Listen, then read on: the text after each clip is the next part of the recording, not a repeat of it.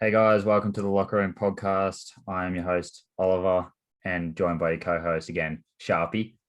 Yeah. Um, we pretty much stuffed up on our predictions for that whole series. We both had the Suns winning, and Boy, did I we would, get that wrong. yeah. Well, sadly the Bucks won, but again, I feel over the moon for Giannis. I know you really like him. I don't like the Bucks, but I mean, Yeah.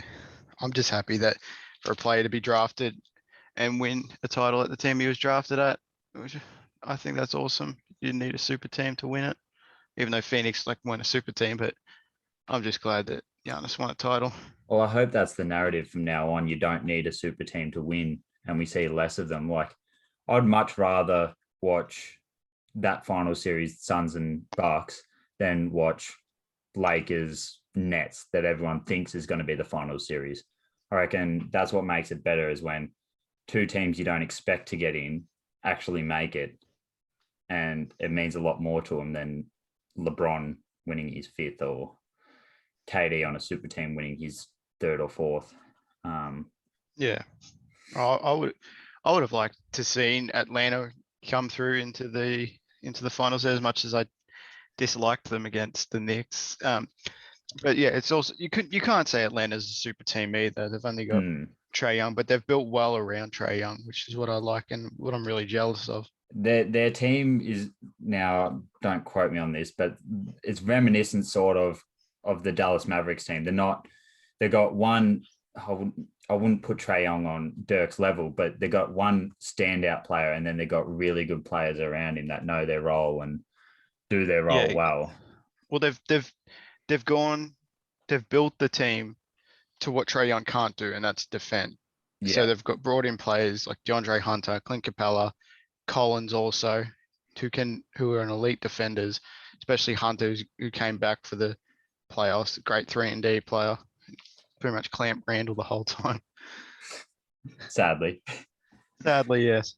Cam Reddish as well he's going to be unreal. Him in that Yeah, last game, he just hitting definitely blossomed threes. at the end there. Uh, Giannis's Yeah. game 6 performance, though, I I will happily say that that's probably one of the greatest closeout game performances I've seen. Obviously we've seen LeBron come up big, but he's usually had Kyrie or someone to help him, and that's not a shot against LeBron, but this was possibly as close as you could get to a one man performance, I would think, because I think their next highest scorer was either Bobby Portis or Chris Middleton with 17. So Yeah, Middleton shot 17 points and Porter shot 16 points. Yeah. no, they were close enough. Yeah, no. But even Drew Holiday shot 4 of 19. I think Yeah. his defense was just suffocating. What he came up in other areas was good. 9 rebounds, 11 assists, 4 steals. He's done that throughout the whole series on his defense. But. Yeah. One thing I didn't quite get watching these games, or especially the last two games, is why, especially late on when Giannis wasn't in foul trouble or anything, why they kept switching Giannis in the pick and roll onto Chris Paul or Devin Booker. I get at times they were trying to switch him on and then switch Pat Connaughton onto him, but it just wasn't working. And Ayton wasn't taking advantage of getting Tucker in the post. So I didn't see what the point was. Giannis was clamping him. Well, in game 5, I reckon Ayton played really well. He had 20 points. But in the second game, in game 6, sorry, he sort of disappeared for a bit. Like he was just screening and then doing nothing really. Only had 12 points and 6 rebounds. I think the rebounding department is where it was what lost them the game. Holiday 9, Giannis 14, Middleton 5. I think even Brook Lopez came up with a couple as well. They need in the off season. I'm not going to move Ayton obviously, but I reckon Phoenix will need another center, another good rebounding center to be there to help out Ayton off the bench. Bring back Aaron Baines, you reckon? I said elite rebounder. I think they need him. Bench warmer. Yeah. But yeah, you're right. They got killed on the offensive rebounds, and you can't be allowing Pat Connaughton, who is a good offensive rebounder, but he should not be getting a lot of those boards. And they just look like they went boxing out at times. But one thing that frustrated with me is I think Giannis got inside Aiton's head. Giannis was dominating him on the offensive end, and then on the defensive end, Aiton was passing up some wide open layups and dunks because he just didn't look confident. And one thing I was annoyed with is, especially in Game 6 and even at times in Game 5, he was just Aiton wasn't guarding the baseline for Giannis. Every single time Giannis posted up, he would spin baseline. Yet Aiton wouldn't guard it. He was always playing on the outside shoulder.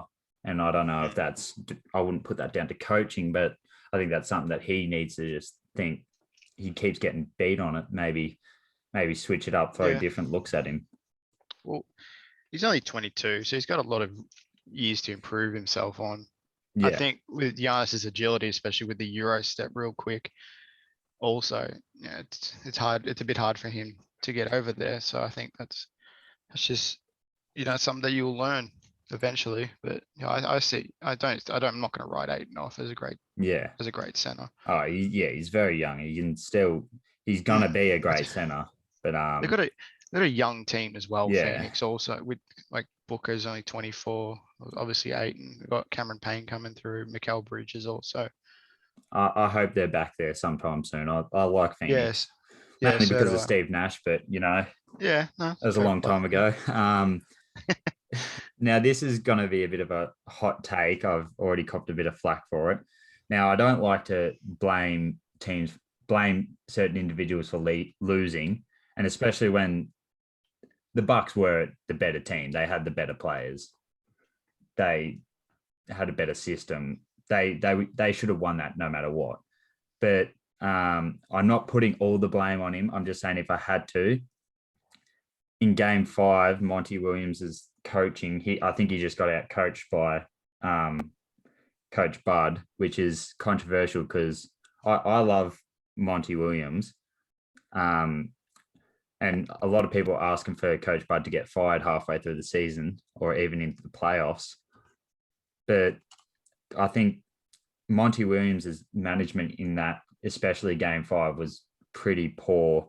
You see Bud calling a timeout anytime the Suns got momentum, whereas Monty Williams just let them play.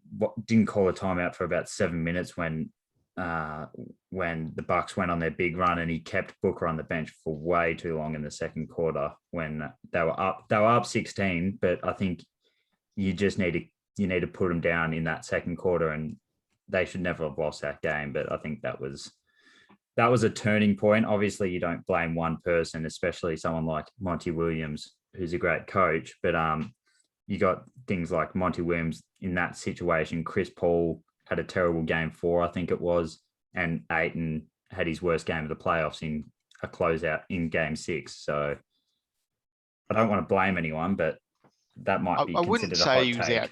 I wouldn't say he was out coached. He was just he mismanaged the game. Yeah, and Giannis, and so we're talking about Game 5, yeah. So I think Giannis and even Holiday and Middleton hit their shots.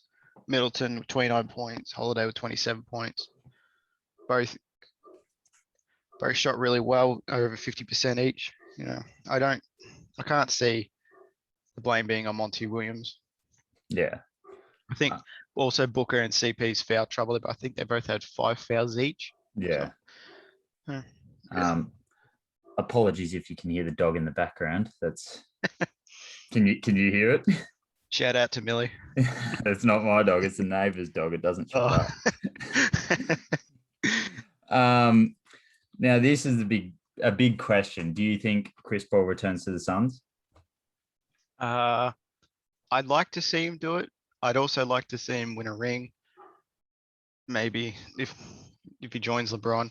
I think he's looking at $100 million deal in the off season, maybe 3 years. I think the Knicks and the Heat and the Lakers are the 3 teams that are going to heavily pursue him in the off season. Yeah. I do you think it would be a bad look on his career if he did move to the Lakers at this stage and chased a ring, or do you think he deserves that Oh, I much. don't think it's really ring chasing there, but I think with LeBron's age and stuff, I think it's just more a last ditch effort to get a ring and obviously play with LeBron, which would be awesome to see. Well, I was listening to something earlier. Apparently, so he's looking at 40 million if he sticks around with the Suns, Yeah. but if he leaves, and tries to go to the Lakers, he'll be looking at 9.5 million. And I mean, Yeah, obviously, if yeah, he does Lakers wouldn't that, have you've much got to cap space. commend his effort to give up so much money to try and win a Yeah. title. Well, Boogie did the same thing when he went to I didn't Warriors, and I then didn't like that. I don't like that though, because he's still got a lot left. He had a lot left to give. Boogie. Yeah, I felt like Yeah. he still had 7 years or so left in his career, whereas Chris Paul's very close to the end. I think I liked Boogie at the Clippers this year. I reckon he did really well. It would have been nice to see more of him and John Wall at Houston, but Yeah, it didn't work out that well. yeah. Well, it didn't work well at all, really. Um, any final things on the NBA for the finals? Well, Bobby Portis, and I knew you were as much as forgetting him. I didn't really like him that much last year on the Knicks, but I didn't really like a lot of players on the Knicks last season. Me being a Knicks supporter, that's pretty bad. I reckon he's got great hustle on rebounding. I reckon he can defend the perimeter great. I reckon he did well. Obviously, some stupid takes. I saw him getting cooked by Trey Young. I reckon he kept up with him real well. 16 points in game 6. Almost hit a good corner 3 in the Oh, last quarter. would have taken the house down. Oh man, that crowd would have been going off. I think everyone's forgotten that he hit Nikola Mirotic in the face too. Oh, come on. Well, they were teammates, so Yeah, but to him to come back from last season, he said, especially him being obviously sad because his team didn't make the bubble, but to go and work on his game in the off season and to come out like that in the finals and be a good role player for his team, I reckon that's a great job from him. well, it's no surprise his team didn't make the bubble because it is the New York Knicks. I'm sorry. Did OKC make the playoffs this Let's year? move on. Next Thursday is the NBA draft. So, I mean, the finals are finished, but for me, this is probably the most exciting period, the NBA draft and My favorite time the of the year. NBA draft and free agency. I mean, when you OKC and you got basically every draft pick under the sun, I mean, you're going to look forward to these certain situations. I'll let you start off because you're the person that watches all the college stuff. The top 4, I believe that they're mostly set, but do you see any changes happening there? Not really. I don't. I think it's been set for a while. I've obviously got Cade Cunningham from Oklahoma State. That's bad for me. Me being A big Cade Cowboys Cunningham fan. fan. Me being a Cowboys fan, that's not good. Oh, how about them Cowboys, Brad? Shut up. Yeah, I reckon Cade Cunningham's obviously going to go number 1. He's a good pick and roll point guard, 6'8" with a 7-foot wingspan. Can Detroit accommodate him with the center around him? I like Isaiah Stewart, obviously this year, and Sadiq Bey, but I still see Detroit being a lottery pick next year as well, even with Cade, unfortunately. Well, let's all hope. Let's all hope SGA gets traded for Cade Cunningham. I think that's a good deal for everyone. Oh well, I think OKC have the flexibility to move up in the draft. Obviously, with 6, I think 21 as well as 16 from the Kemba trade. But I'm hoping as an OKC fan, I'm not a big fan that we got pick 6, but obviously you live with what you get. I bagged out the Knicks for getting pick 8, I think it was last year. So yeah, I guess karma comes back to bite me. But it does. I hope to get Scotty Barnes. obviously he's a good defender. He's athletic, and he's pretty good at playmaking. I feel like I'd like to see OKC start to build around their defense because I mean you got Lou Dorton, a great defender. You got SGA, who not very good defending, but if you got SGA and Poku who can work on the offensive game, and I always value defense a lot more than I might value offense. But Yeah. Technically in the mock draft, our 6th pick, we're projected to get James. Now I'm gonna stuff up the last name, so I'll let you say Booknight. Booknight. There we are. He'd be good because he's a good scorer and very athletic, but OKC last year shot a lot of threes, and Booknight, he's good, but he's not the best outside scorer. And whether we need another guard, I'm not too sure. I'd be looking more at big men because I don't think we really have a center that I can. I can't think of any off the top of my head. Tony Bradley, maybe. Yeah, I think that's the only center we have on our list. But they're the two that I hope we get Scotty Barnes at 6, but he's projected to go number 5. So hopefully he falls just one. But another player I like in this draft, I don't think OKC will get him, is Moses Moody out of Arkansas. Good guard, 16 points, 5 rebounds, 1.5 assists. He's probably one of the best shooters coming out of this draft class. He's a good defender and he's 3-and-D type player. Just reminds me of Andre Roberson with that elite shooting and elite defense. He shot his shot with Rachel Demeter and look where he's landed. Yeah. But yeah, I do like Moody. He's projected to go to pick 10. Hopefully he can fall a little bit and maybe OKC will pick him up at pick 16, but I don't see that happening. Yeah, well, I like Moody as well. Good. He's got good size, good wingspan. He can hit contested shots, has a well-rounded game. He should be able to fit into most teams. So I like him as well. Yeah. There's an Aussie in the draft. A good Yes, Aussie too. Better than Josh Ben Giddey. Simmons. Oh, who is it? Ben Simmons isn't an Aussie anymore. He didn't play for us, so that doesn't count. I haven't watched much. I don't watch much of the NBL. I don't know about you, so I'll let you go. I keep up to date with it. Yeah, I like Josh Giddey also. He's got a good IQ. He's got good size. He can finish with both hands at the rim, so he's a bit ambidextrous. He's another good pick and roll guard. I reckon he makes his teammates a whole lot better, and I think he's getting up there with great defenders also. So I like him. He's also a good triple-double threat for the teams as well. Westbrook 2.0 coming through. Mm. Now, this is my most favorite player of the draft already. The next, basically, Pokachevsky. Yeah. I don't know how to say his last name. Vrenz. You can try and attempt that. Yeah, last name. The Belgian. Yeah.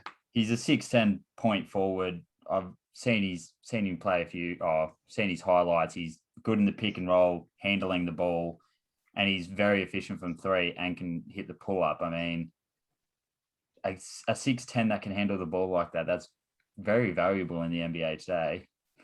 Mm. Can shoot threes, unlike Simmons as well. Yeah, I've seen a few highlights of him. I think he had a workout with a few teams: Sacramento, OKC, the Knicks, obviously. And he's very quick. He's a very quick player for his size, also. And I love his passing ability as well and dribbling ability. So, yeah, he's probably going to be a late second round to maybe mid second round. I see one of those international prospects that people don't really go for. Yeah. Is there any other players that you like in this draft in particular? There's a few. I've got Zaire Williams out of Stanford, 6'9", small forward with a 6'10" wingspan. He's a great wing prospect. I reckon he's got a great jump shot on him. Can finish well at the rim. I think he's a great defender also. Also a good free throw shooter as well, 80% from the free throw line. I'd really like him on the Knicks. I reckon the Knicks small forward is where we're lacking. So Kevin I'd like who? I've also got, he's probably going to be a second rounder here. JT Thor out of Auburn. He's a 6'10" stretch forward he's got a good wingspan on him. I think it's a 7'3" wingspan. I reckon he's great on transition. He can finish at the rim really well. He's a solid shot blocker, got good agility. He can disrupt the passing lanes also. He had a great draft combine as well, kind of put his name out there a bit more. And I think probably something for him is to work on his shooting because he's got the potential there. He shot really well this season. Who else? I've also got Isaiah Jackson out of Kentucky, another center. I really love me centers. He's a great shot blocker. He's also great at rim protection with disrupting shot, putting players off at the rim. He's great on transition as well. Probably needs improvement on his rebounding and some of his offensive game. I see him going as a late first, maybe early second. Hopefully the Knicks maybe also. I think we have pick 32, so that should be good. Well, OKC need a center. You'd think that we're going to pick up a center with all the picks we've got. I think maybe if you can go for someone like Kai Jones out of Texas, that'd probably be a good fit for you. We just need a center. But I think before the end of the draft, there's going to be, or even very early on in the draft, there's going to be at least one or two really big trades that will be talked about. Whether it's just a straight swap of draft picks and maybe a player here and there, but I wouldn't be surprised if there's like a star player that gets put on the move during draft night. Yeah, well, especially because the Knicks are interested in Colin Sexton.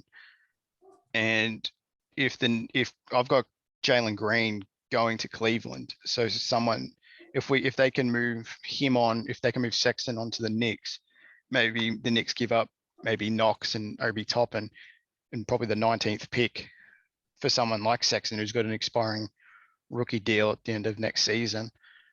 I reckon they can do well there, maybe get a few more players in with their rebuild that's coming up or going through currently. Well, next Thursday is the draft, so I mean, Friday we'll be able to do our review of it. So, who have you got as your picks for OKC later on? Like, do you have any other names out there that you'd like? I can't remember. I've named the players I like. I don't really know much about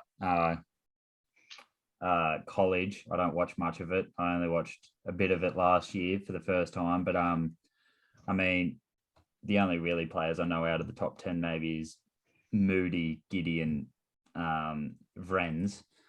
So I mean, I feel like OKC is going to package pick 16 and 18, or at least trade away one of them. I don't see us using all of our first round picks because I think we've got 3 in the first round or 4 in the first round maybe, and then I think we've got just as much in the second round. So I don't see us using all that. But so your top 4 probably the same. Cunningham, Green, Mobley, and Suggs. Yeah, I've got Cunningham, Mobley out of USC, and then Green, and then Suggs. I like Suggs. I really do like Suggs. I reckon maybe with Lowry and Powell leaving in the off season, I can see him coming and fitting there well. Also, potential trade with Siakam and Wiseman. I think maybe Raptors can get pick 7 and 14 from Golden State there. If they can get that for Siakam, that is an unreal deal. Siakam did have a good season in their championship year, but I don't think he's quite. I mean, you're getting Wiseman and then you're getting 2 good young players. I think the Raptors would win that trade 9 times out of 10, to be honest. So that's next week. We'll be able to do our recap on Friday and see whether we're actually happy with the picks that we got. And obviously get to see who fell and who went surprisingly high, because there's always 1 or 2 players that you don't expect to get in the lottery and they get picked ahead, and you'd know the best of that because Chris Tapps. Then you just trade him on. Exactly. All right. Well, it's that time of the week again. Slugs. Horsey, horsey, All right, so we've got slugs, horsey tips again. So first one, race 4, number 5 at Rose Hill, all-time legend. We got race 6, number 3 at Caulfield, Murrumbidgee River.